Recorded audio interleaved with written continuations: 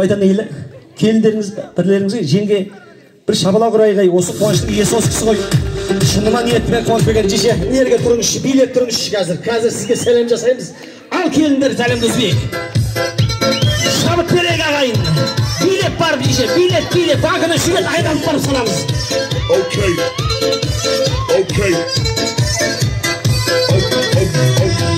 Сая болар бір саған, кезің болса шаршаған, сені күнде армандап, сені күнде аңсаған. Қуанышқа бөленді, қуанышқа кенелді, танып ал енді келін жан. Осында жүсіксімен шақпылап шын қуанып жүрген Гүлфарида атты енеңді деген кезде енді салатын кез ғой жеше. Алдыға сақпайды, билеп барамыз. Билеп барамыз. Бәрекелді жеше, дұрыс қой, ана бесімді нақты көрсеттіңіз ба? Бергенші, бер жақын тұрыңызшы, Қаңлы елінің қызын табалдырға аттатып келін қылып түсірдіңіздер ғой, енді соның құнысы 10 мың теңге ма? Рас қой?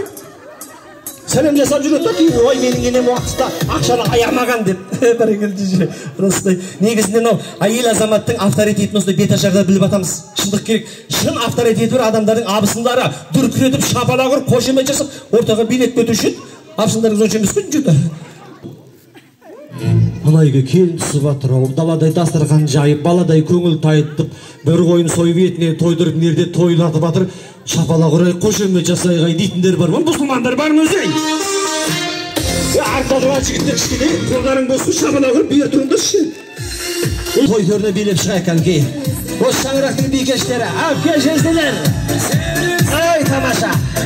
Билеп.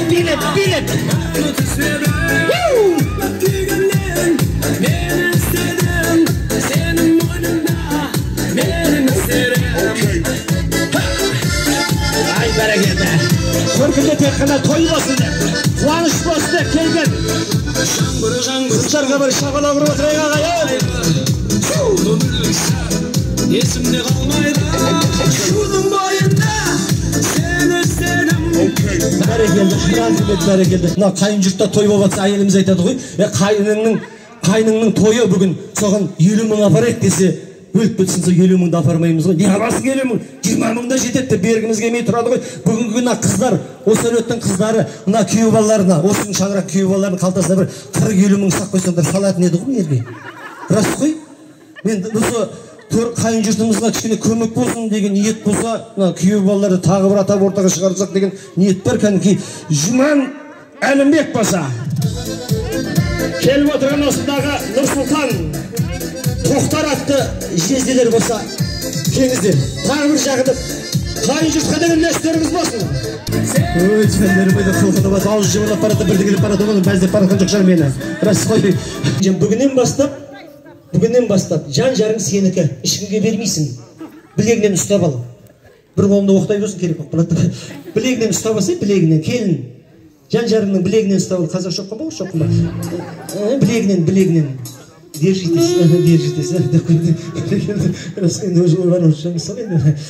Аққу қонды мінекей көлбетіне, қыздың көркі әрқашан келбетінде. Кеше ғана бесікте жатқан сәби келіп тұр, сол бесікті тербетуге.